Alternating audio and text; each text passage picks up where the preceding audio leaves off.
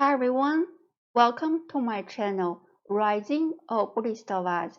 This is Nancy from International Buddha Dharma Society for Cosmic Law in America. It's a great honor to be here with you. Last time, we talked about the first Dharma seal. All conditioned phenomena are impermanent. All conditioned phenomena are changing all the time.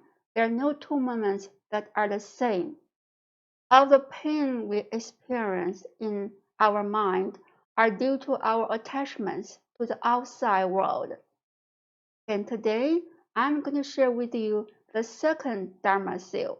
All phenomena are of non-self.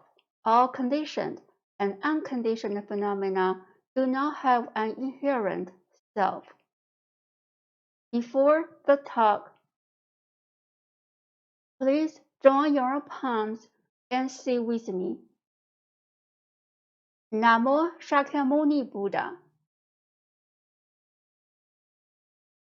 Namo Shakyamuni Buddha. Namo Shakyamuni Buddha. First, let's take a look at non-self. What is non-self? What does non-self mean? Non-self means that there isn't an unchanging and real I. I is a name. It's a concept. When a baby is born, it has no name, no concept. The baby is one with the nature, with the universe. There's no separation of the baby from the nature. And then the baby is given a name. Also, many other names and concepts are introduced to the baby's mind. And then separation starts. The baby is separating out from the one. At the same time, the seeds in the baby's consciousness, deep in the baby's consciousness, also grow. What are the seeds?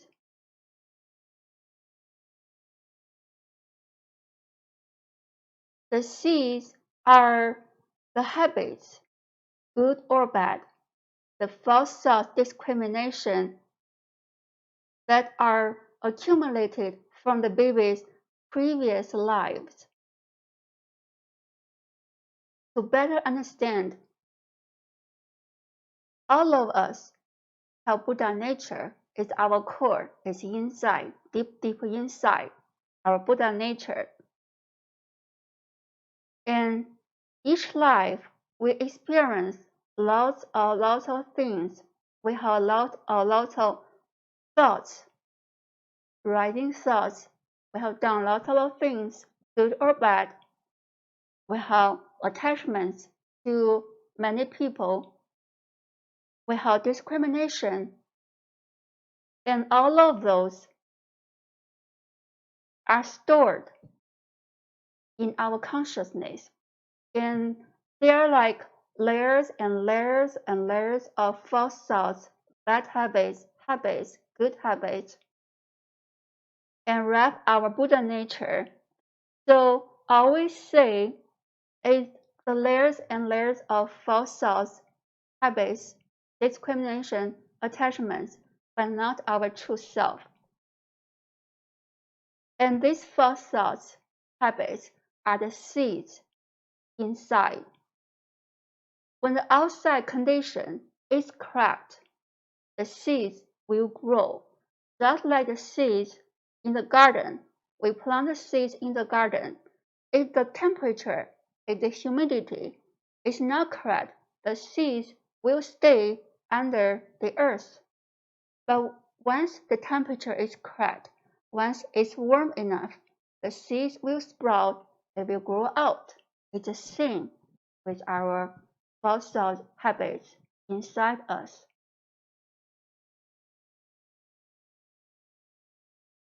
Cultivation is to peel off all these false thought habits and to see, to review our true self, our Buddha nature, the pure self, the original self.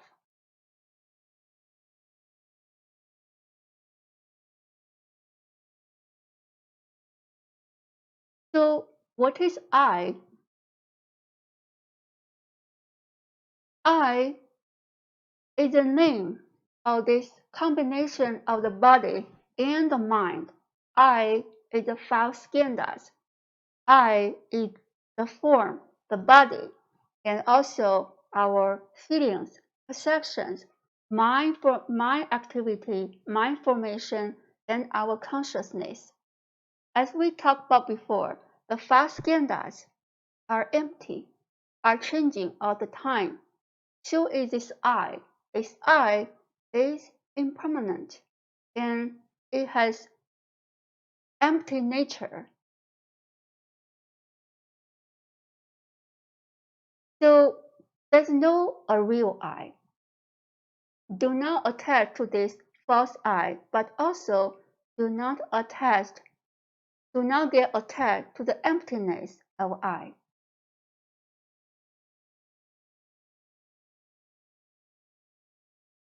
Is I real? I already said the I is false. How to understand the false I? Somebody might say, okay, is our body I? If our body is I, why this I cannot control the operation of this body? Why this I cannot control the birth, the aging, the sickness, and the death of this body? Is it our brain I? If our brain is I, why our brain cannot control the birth, the aging, the illness, and death of this body? Our brain is only part of this body. It's like the processor of this body. A process of the information it receives from all our senses. But it's not I.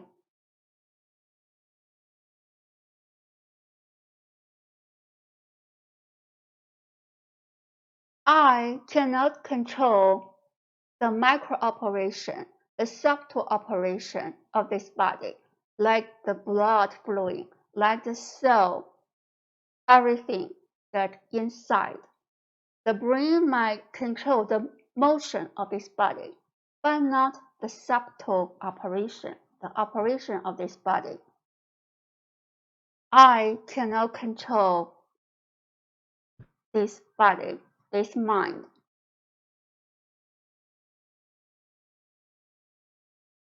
I, as the five skandhas, is impermanent, is false.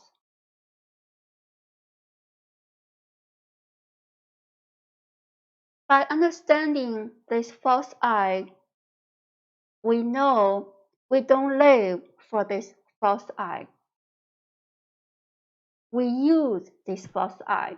This body and this mind are for us to use, not to control, and not to live for. We use this body to work for us. We don't live to make this I beautiful or to make this I comfortable or to satisfy this I's different desires. We use this I to work for our true self.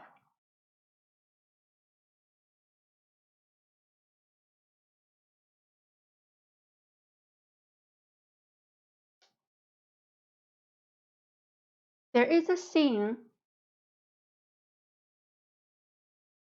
remove the false and keep the real.